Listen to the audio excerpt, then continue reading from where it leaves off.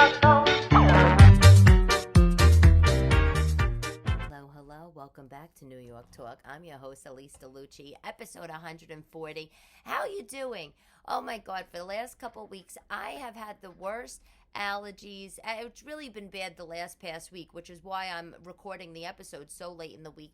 My voice has sounded just like Marge Simpson, and I thought, while I'm running around with no voice and scratchy and groggy and froggy, I thought, I should be so lucky. Julie Kavner, who voices, I think that's her name, who voices Marge Simpson. Do you know how much she makes? $400,000 an episode. $400,000 an episode. It's like, I can't even begin to fathom how that must feel. And by the by, I don't know her story. I should look it up. Like, was she teased for her voice growing up? And then, like, who has the last laugh now, bitches? Right? Like, you're like, yeah, you teased me when I was a kid, but now I'm, making practically $500,000 for a couple hours work. I mean, it's crazy. Anyway. So remember a couple weeks ago I told you I took the girls, Vivian, my youngest, we went on a field trip to the Science Museum in Queens, and they had this happiness exhibit for the kids, And it was great, cause I told you, because they taught the kids, the exhibit said, what makes you happy? Is it money? Is it things? Is it family? Blah, blah, blah. Anyway, I guess I was retargeted because I was there, because an article popped up from some psychologist saying, if you want to be happy. Isn't that funny? Everybody's on this quest for happiness. That's a good book title, The Quest for Happiness. But if you want to be happy, he says, this is the whole point of the article, you got to be enthusiastic. And when you really think about it, right? When you really start to think about it, don't we all have that friend that just has a zest for life, like a thirst for life? Like, anything you say, do you want to go to the movies? Yes. Do you want to go shopping? Sure. How do I look in this dress? Fabulous. I mean, you just feel better when you're around them. You know what I'm saying? Apparently, that is what makes you happy. Saying yes to life, participating in life. When you are withdrawn, the article's point, when you're withdrawn and you bow out of social engagements, or you have a melancholy mood all the time, that's when you're not happy, right? Paulie the Tooth, my ex, he was very happy. He is very happy. I don't know if it might be his Welsh upbringing, like he grew up in Wales, rural for the most part. Well, I think it's rural. You might think it's like suburban royal. Royal. Freudian slip. I should be so lucky to have been Lady Southwell. No, of course not. Anyway, no. Suburban rural. Like, because there was a couple of stores. There was 3 pubs, a post office, and a beauty salon in the little village. And that's the other. It was a village. When it's a village, I feel like saying I have a village. Oh, my town village. Well, because if you say town, it doesn't town, like, mean that there's some town going on about. I don't know. Basically, it was rural. It was rural. His parents, they lived in this little enclave, little like development of houses. But the second you walked out of the development, it was just rolling hills. Like, you couldn't even see another house. Like, the thing to do for fun there was to go for a walk, literally. I mean, which is very British country lifestyle anyway. But that's the thing, I think that was one of the reasons why he was so happy. He grew up, and I'm not saying, I'm not going to say, modest. His parents, listen, they traveled. Every summer they went to the south of France, which to us we think, Monaco, a 15-bedroom yacht. No, they stayed in like a camper van or something. But going to France and having French food and being by the sea and the whole thing was so exciting for the Brits, I guess, because the only thing they can have is bangers and mash and mushy peas at the local pub. Whatever. So he didn't have so many options, right, at his fingertips when he was young. And I think that made him so happy, because as he got older, or so enthusiastic, because as he got older, when he was 18, 17, he moved to Australia. Then he lived, I think, in Fiji for a bit, but whatever.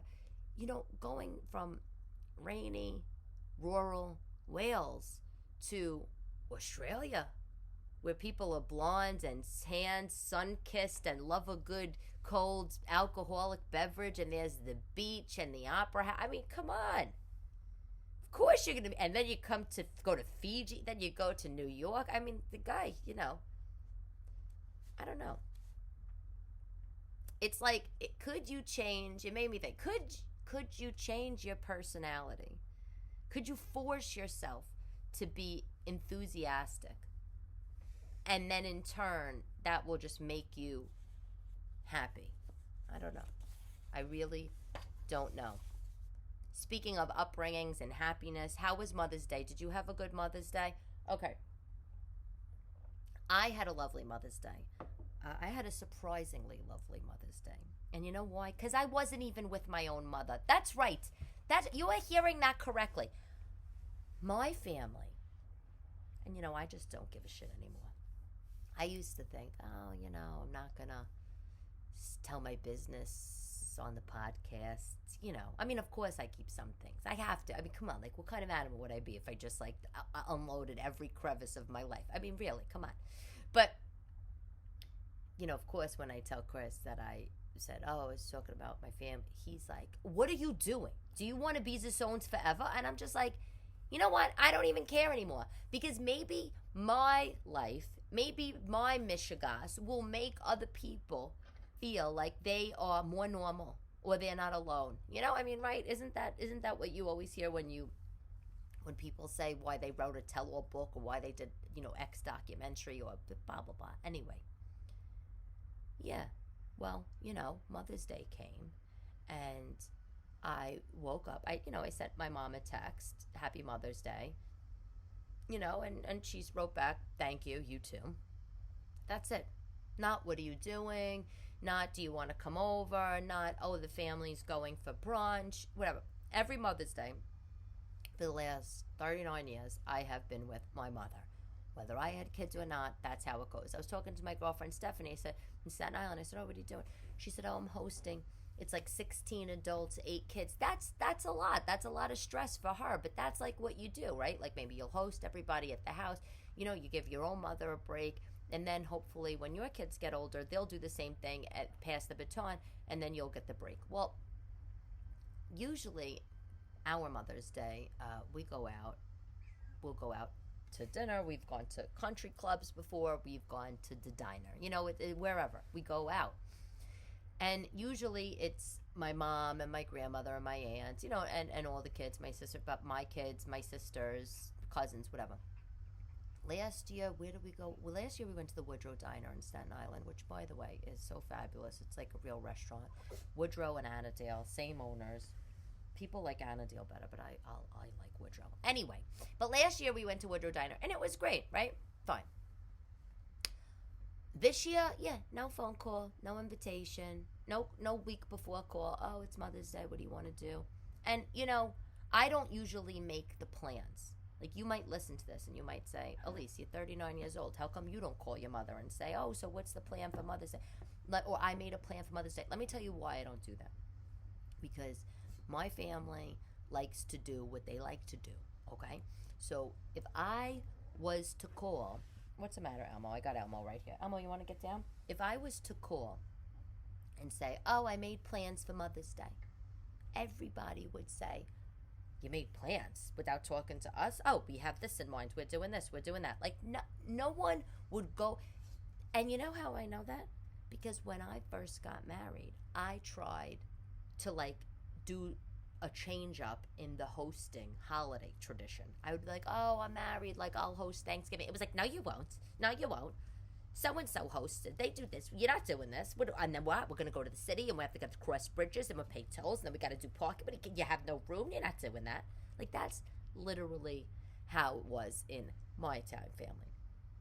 So when a holiday like Mother's Day comes around, God forbid, I said, it's Mother's Day. We're all going to go to the plaza and have tea. No, it's not that. And then and you know, and then my mother will make a plan, and then my grandmother changes it, or my grandmother makes a plan, and then my mother. It's a whole. The plan gets changed 10,000 times before the plan happens. Literally, it'll be the morning of, and they'll be like, you know how we said we're gonna go to the Woodrow Diner. We're actually not. We're gonna go for Chinese. Like it's bonkers. So that's why I didn't call to say, oh, you know, you want to go out, blah blah blah.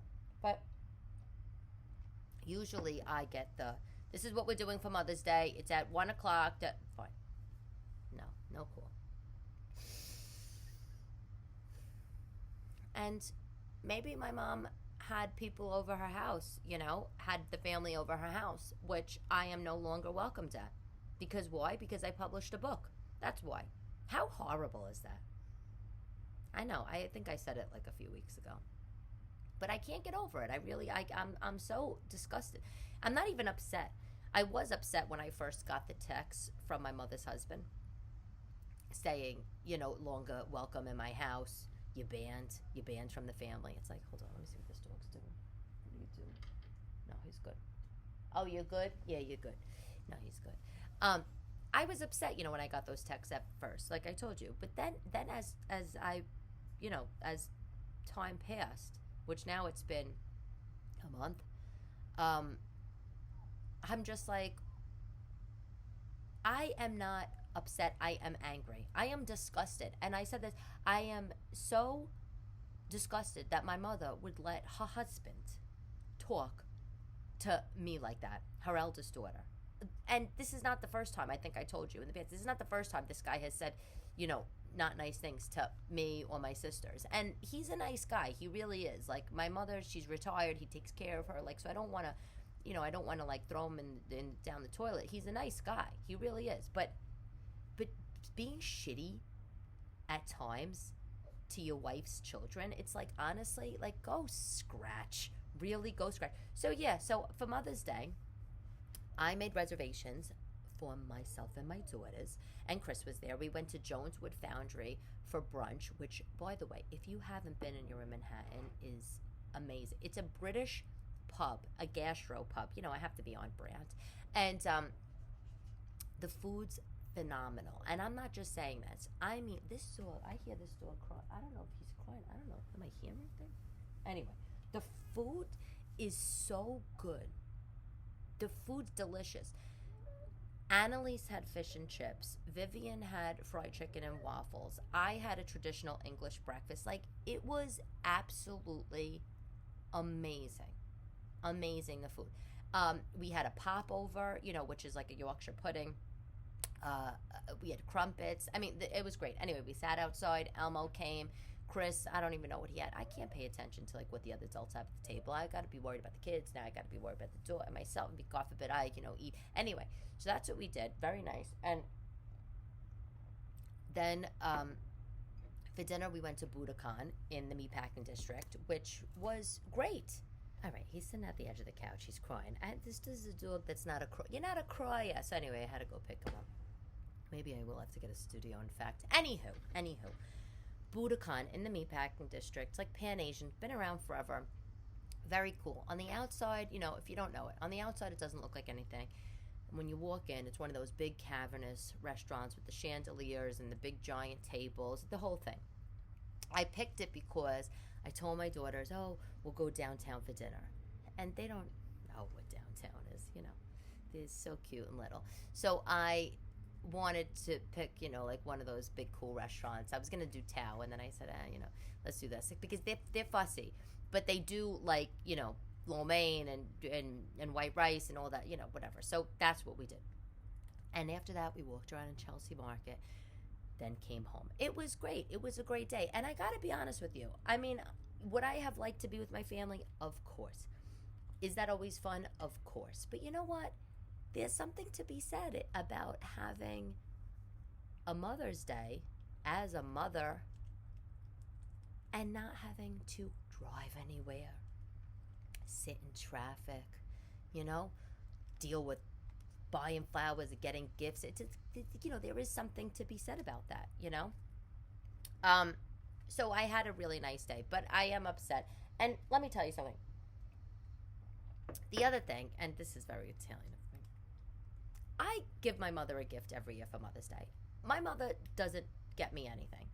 Like, I don't know if you're a mother and you're listening to this. Like, if your daughter's a mother, would you get her something on Mother's Day? You know, I said something to my mom a couple years ago. Like, Ma, like, don't you think you could get me, like, don't you think you should get me, like, a little card or, like, a little something, like flowers or, like, a mug? And she's like, no.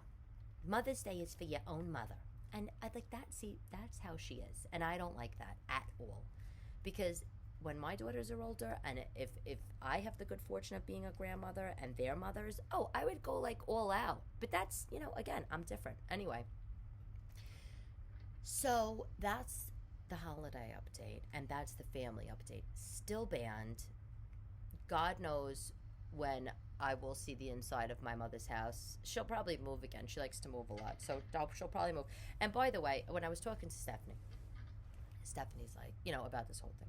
Stephanie was like, when's the last time you talked to her? I said, I spoke to her at Easter, and then the day after Easter, she had a fit. I didn't know anything about it.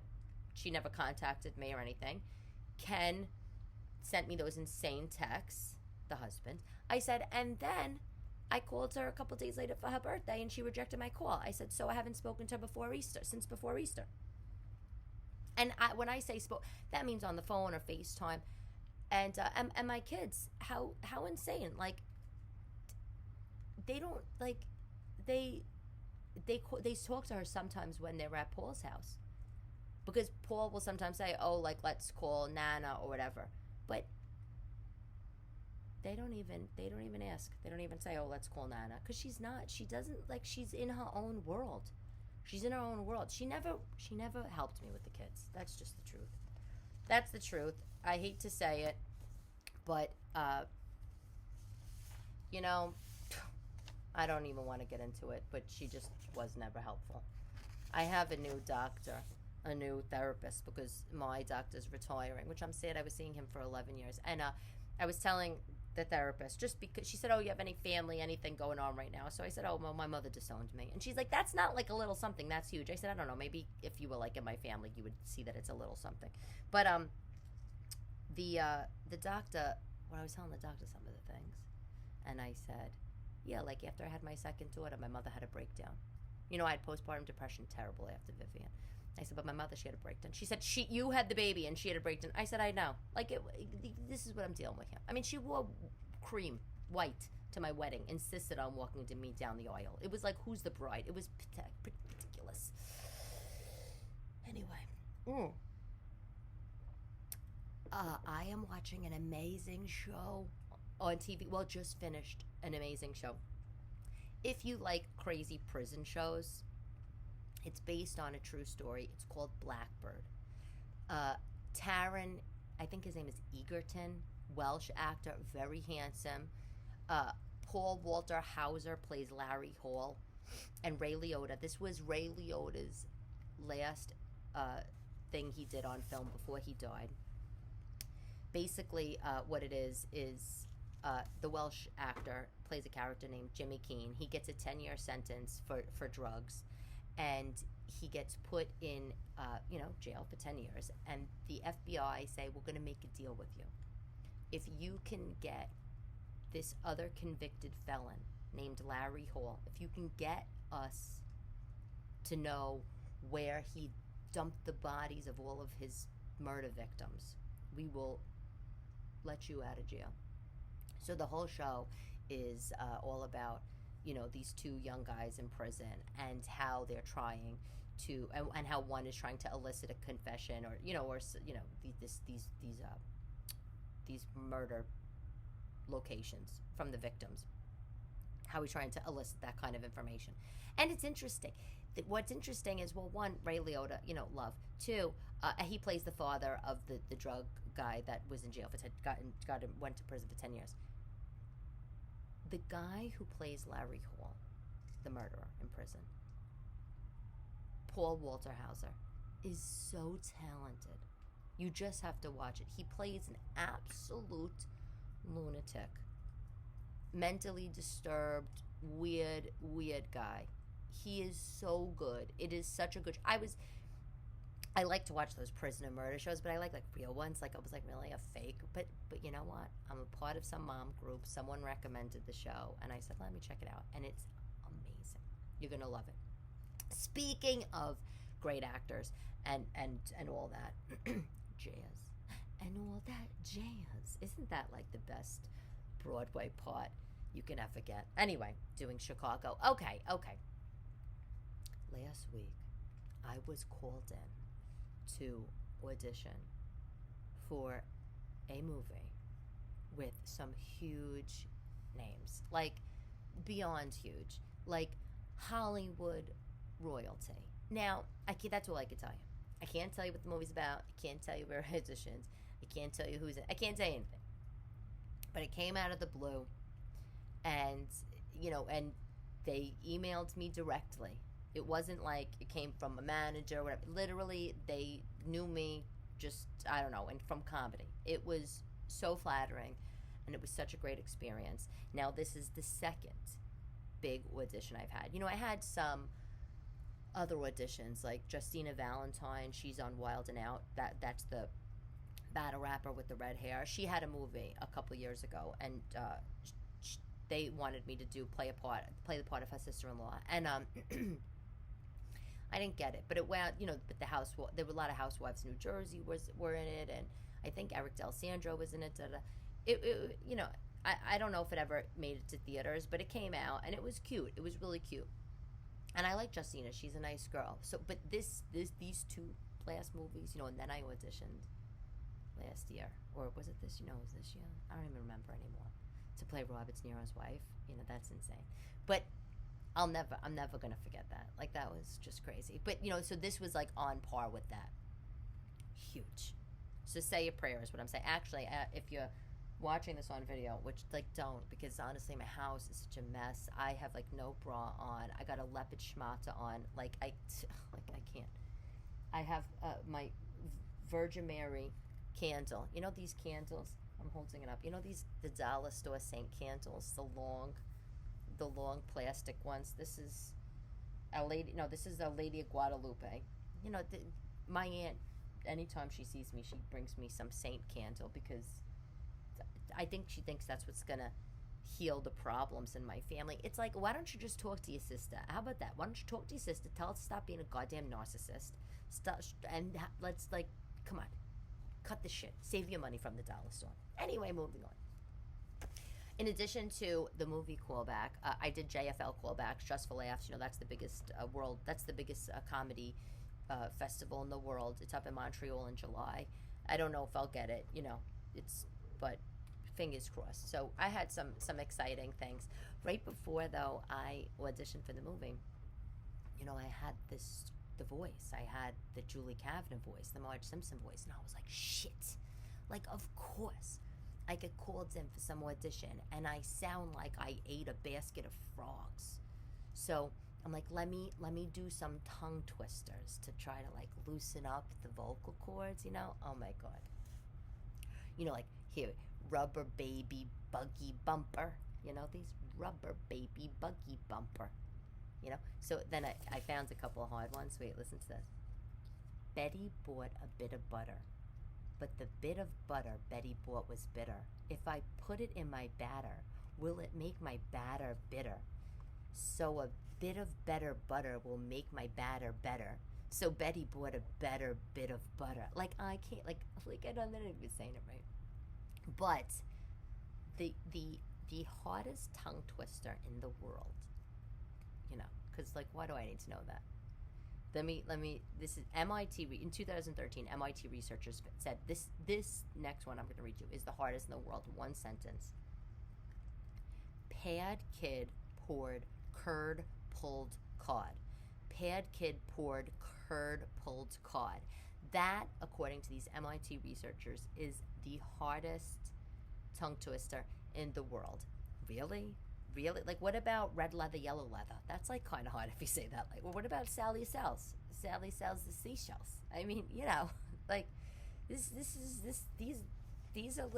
are tricky, I do love, though, when I meet actors, real theater actors, like an Elaine Stritch type that when they're preparing to be on the stage, that's not this, that was it. What was that? The stage. That wasn't it. The stage. I can't even do any voices or accents right now. But when they're preparing for their debuts, they just like rattle off in melodic tunes these tongue twisters, and they make them seem so much easier than they really are, you know? Anyway, so one of the gifts I got for Mother's Day, I only got a couple things, you know. I was gonna say Paul. No, Paul, please. Chris is like, I'm sure Paul's gonna get you some. I said, excuse me, Paul doesn't. My ex-husband's not gonna buy me a Mother's Day gift. He should, because I birthed him gifts of a lifetime. Gifts of a lifetime you got from me. 2 absolutely fabulous, delicious, heavenly, gorgeous girls. What? And you can't spring for a new blow dryer for me, Paul? Really? No, but Chris got me a gift certificate to the Shibui Spa at the Greenwich Hotel, which I've told you before is my favorite. This is De Niro's place, you know? At 1, I'm supporting my people. That's what I do. That's what we do. But 2, it's really beautiful. It's just so zen, and I've told you about it before. And I have this deep yearning to go to a Japanese onsen.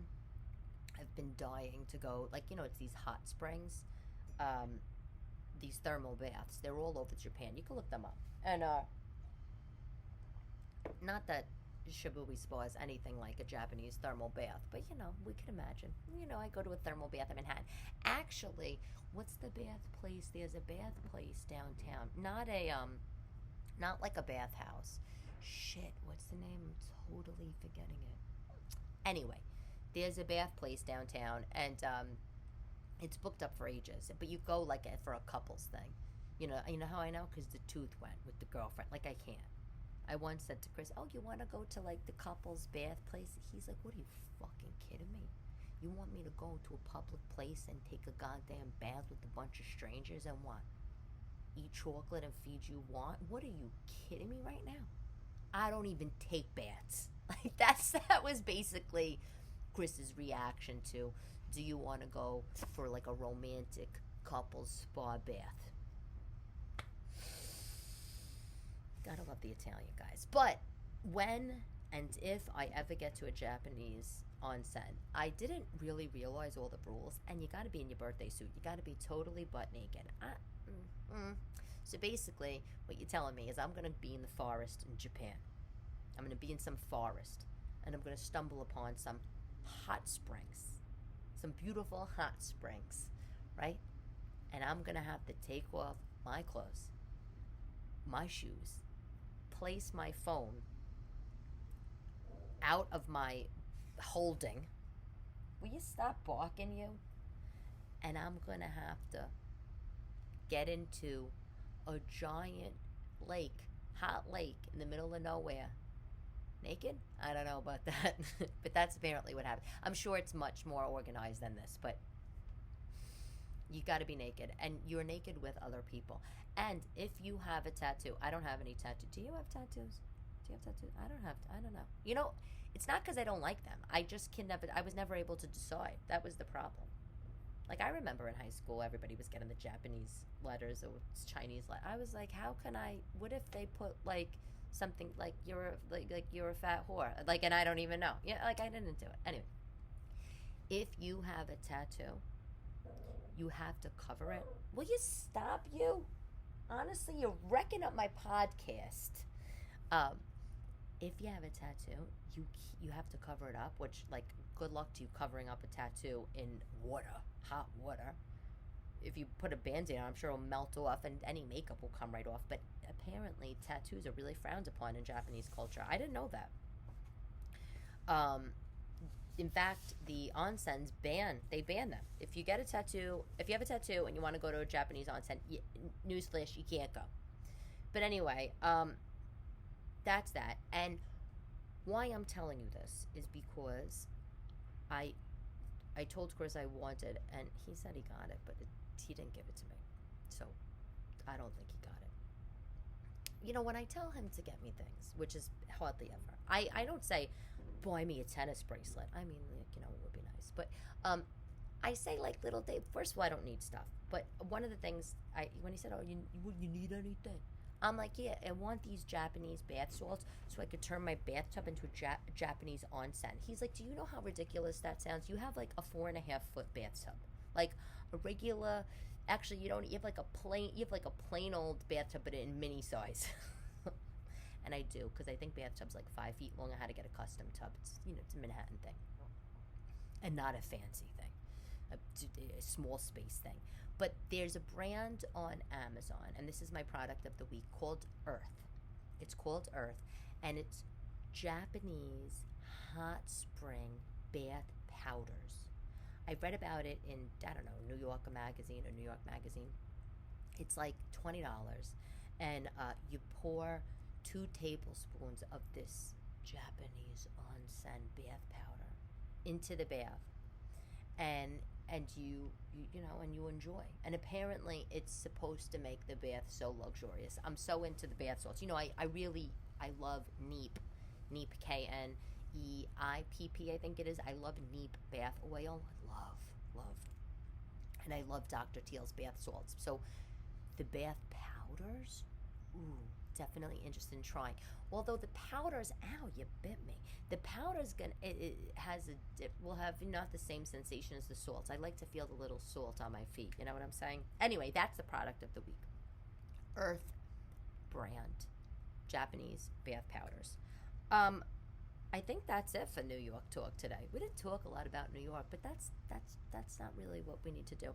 Oh, well, I can tell you, the paperback of my book is for sale on Barnes & Noble. If you didn't want the hardcover, just full disclosure, hardcover, much nicer. Just saying. And I make more money on the paperback, but hardcover, much nicer. Still not for sale on Amazon.